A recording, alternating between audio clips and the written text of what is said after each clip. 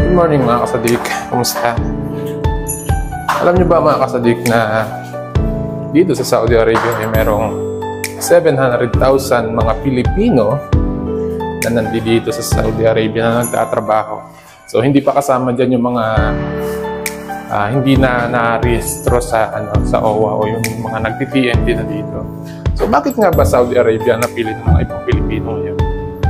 Bukod sa napakamura lang ng cost of living dito, ng mga pangunahing pangangailangan namin dito, talagang napakamura lang. At kung mag-live out naman, mura lang din yung bahay. Yung mga pagkain namin, mura lang din.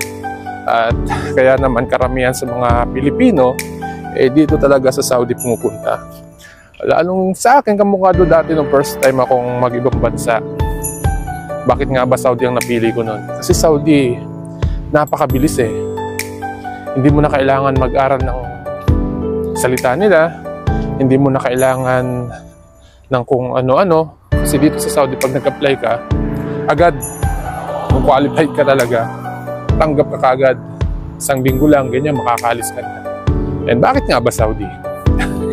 Hindi ko rin alam Actually, no choice. Hindi naman sa no choice lang. Ito talaga yung Saudi bansa na mabilis makapagpaalis ng mga tao. So, mabilis mag-apply dito. Hindi sila mahigpit. Hindi kamukha ng ibang lugar. So, ngayon ay pumunta ako ng Bakala para bumili ng pangrekado dun sa ulam namin. So, dito, mura lang paninda dito. Hindi ganun kamahal. Hindi kamukha sa ibang bansa. Hindi kamukha sa ibang lugar.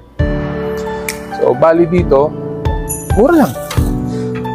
Di hamak na mas mura mga bilihin dito. Hindi kamukha sa Pilipinas.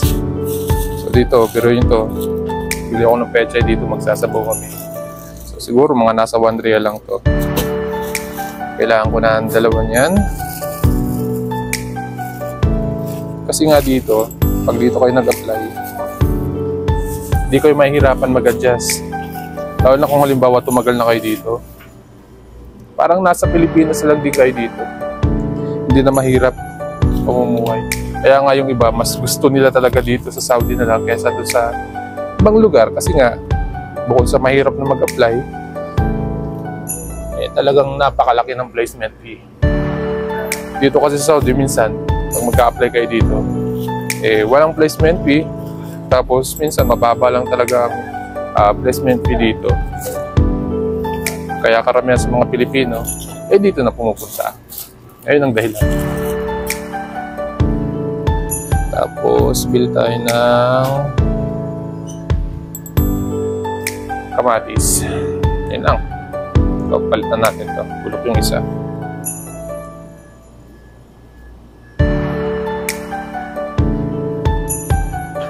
Kaya doon sa mga kasadik natin na nagtatanong kung paano nga ba, bakit nga ba Saudi napili namin. Kasi sa Saudi, mura lang ang mga bilihin dito. Saka hindi mahirap. Hindi rin mahirap ang trabaho. Although yung iba, yung sa mga bahay, mahirap talagang ang trabaho doon, lalo na pag Ramadan, ganyan. Mahirap doon. Dito naman sa amin, hindi naman ganun kahirapan dito. Talagang maraming magtatrabaho dito ng mga Pilipino, lalong-lalo na doon sa trabaho namin. Marami talaga nagtatrabaho mga Pilipino doon. Kaya yung trabaho dito, talagang papetiks-petiks lang. At hindi rin naman masasabing mababa ang sahod. Hindi rin naman masasabing malaki ang sahod. Sakto lang, katamtaman lang para bumuhay ng isang pamilya. At yun nga, so doon sa mga nag-a-apply pa lang at baguhan pa lang pumunta ng Saudi Arabia, masasabi ko lang, tiyagaan lang talaga kasi lahat naman ng bagay, pag hindi mo pinagtiyagaan at kung wala kang tiyaga, hindi ka tatagal. Kasi dito, kailangan dito, mahabang pasensya. Hindi ko naman sinasabi na mahirap dito. Kasi kahit naman saang bansa ka pumunta, kailangan lang talaga ng tiyaga at mahabang pasensya about. Yun lang mga kasadik, maraming salamat sa pagsama sa akin sa pagbili ng Ricardo. Ingat pa tayong lahat.